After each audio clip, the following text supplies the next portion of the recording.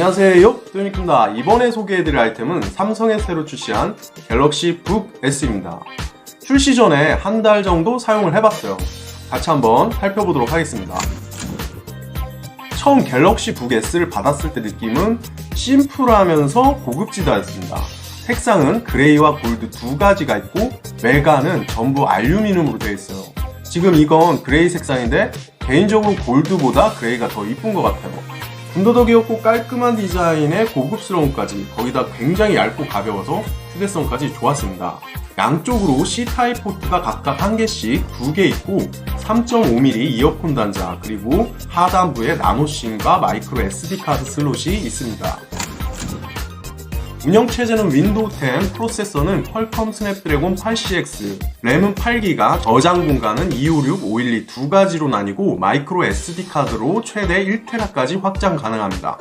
디스플레이는 13.3인치의 FHD 터치스크린을 지원하고 네트워크는 듀얼 무선 인터넷, LTE, 와이파이, 블루투스 5.0을 지원합니다. 배터리 용량은 42Wc, 크기는 가로 305.2, 세로 203.2, 두께 11.8mm고 전원 버튼에서 지문인식을 지원하고 AKG 스테레오 스피커가 준수하는지를 보여줍니다. 가격은 256기가가 $999, 한화로 약 120만원 정도입니다. 그냥 평범한 노트북은 아닌데 윈도우 10 운영체제를 사용하면서 인텔이 아닌 모바일 PC 플랫폼인 퀄컴 스냅드래곤의 8CX를 장착했습니다. 스냅드래곤 많이들 들어보셨죠? 우리가 스마트폰 사양 볼 때 많이 나오는데 스마트폰과 노트북이 합쳐진 하이브리드라고 생각하시면 될 것 같아요. 7나노 공정으로 제작된 퀄컴 스냅드래곤 8CX는 처음부터 PC 전용 플랫폼으로 제작되었고 PC 사용 환경에 맞게 CPU 성능 40%, 그래픽 성능 80%를 향상시켜 퀄컴에서 가장 강력한 성능을 갖추었다고 합니다. ARM에 최적화된 프로그램에서 인텔의 8세대 i5와 비슷한 성능이 나온다고 해요. 마이크로소프트와의 협업으로 ARM 기반에서 윈도우 등 PC 환경을 사용하기 위한 모든 기반을 갖췄지만 아직 앱이 부족하고 x86 계열의 프로그램을 구동하기 위해 에뮬레이션으로 작동하기 때문에 호환이나 성능이 떨어질 수 있다는 단점이 있습니다. 그런데 도대체 왜 삼성은 인텔 프로세서를 안 달고 스냅드래곤 8CX를 단 걸까요? 새로운 시장의 선점이나 기업들 간의 이해관계도 있겠지만 이렇게 함으로써 여러가지 이점도 생깁니다.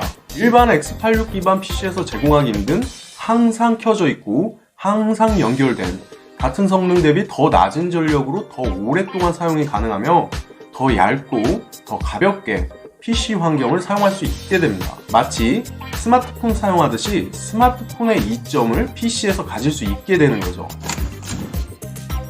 우리가 스마트폰 사용할 때 전화 한 번 하고 전원 끄고 인터넷 검색이나 영화 한 편 보고 전원을 끄는 게 아니잖아요. 스마트폰은 거의 켜져 있죠. 그리고 필요할 때 바로 사용 가능하고요. 북 S는 모바일 AP인 ARM 계열이라 같은 성능 대비 더 낮은 전력으로 더 오랫동안 사용이 가능합니다. 실제로 완충한 후 전원을 끄지 않고 사용했고 며칠간 사용하지 않다가 모니터를 열었는데 배터리가 절반 이상 남아있었고 사용 후에 또 충전을 하지 않아도 될 정도였습니다. 즉 필요할 때 즉각적인 시동이 가능하게 됩니다. 그리고 LTE를 지원해서 따로 와이파이나 부가적인 연결 없이 노트북 자체만으로 언제 어디서나 인터넷 접속이 가능합니다. 방법은 스마트폰과 동일하게 하단 슬롯에 유심을 꼽아주면 되는데 기존에 사용하고 있는 폰 통신사에서 데이터 쉐어링으로 나노심을 발급받으면 돼요. 따로 요금이 나오진 않고 처음에 유심비만 통신요금에서 8,000원 정도 한번 추가돼서 나옵니다. 다른 통신사들은 어떤지 모르겠지만 저는 KT를 사용하는데 KT는 최대 2회선까지 추가 요금 없이 사용할 수 있다고 하니까 이 점도 알아두시고요. 저는 추가로 유심을 발급받아 북 S에 장착해 사용 중인데 이 과정에서 고생을 좀 해가지고 이 부분은 따로 영상으로 만들어 보겠습니다. 충전에 대한 스트레스 없이 사용할 수 있었고 전용 어댑터가 없어요. 어댑터가 없으니까 따로 챙겨서 가지고 다니는 불편함도 없고 스마트폰 충전하듯이 C타입 충전기로 그냥 이렇게 충전하면 되고 퀵 차징도 지원합니다.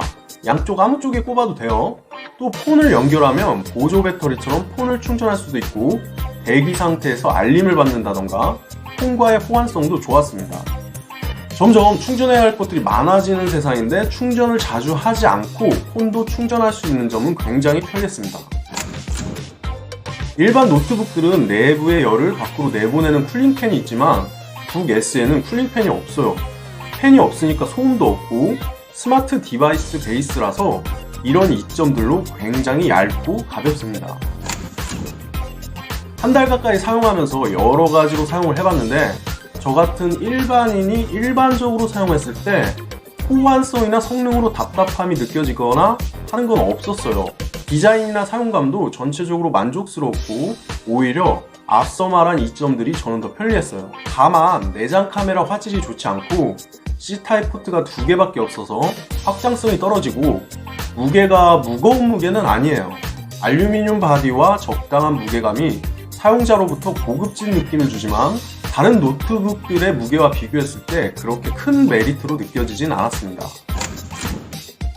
저도 갤럭시 북 S를 리뷰하기 위해 여러 가지 정보들을 찾아보면서 느낀 점이 자동차로 비유하면 전기차 같다는 느낌을 받았는데요.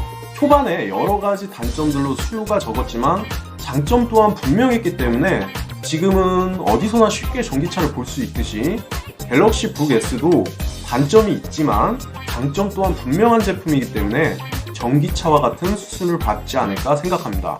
특수한 프로그램, 고사양 게임, 고성능 PC가 필요치 않고 휴대성과 PC 환경에서 오랫동안 네트워크에 연결해서 작업들을 할 수 있는 지속성이 중요하신 분들에겐 갤럭시 북 S가 좋은 선택이 아닐까 생각합니다. 자, 여기까지 삼성 갤럭시 북 S에 대해서 알아봤는데요. 제 영상이 참고가 됐으면 하고요. 저는 다음 영상에서 끝!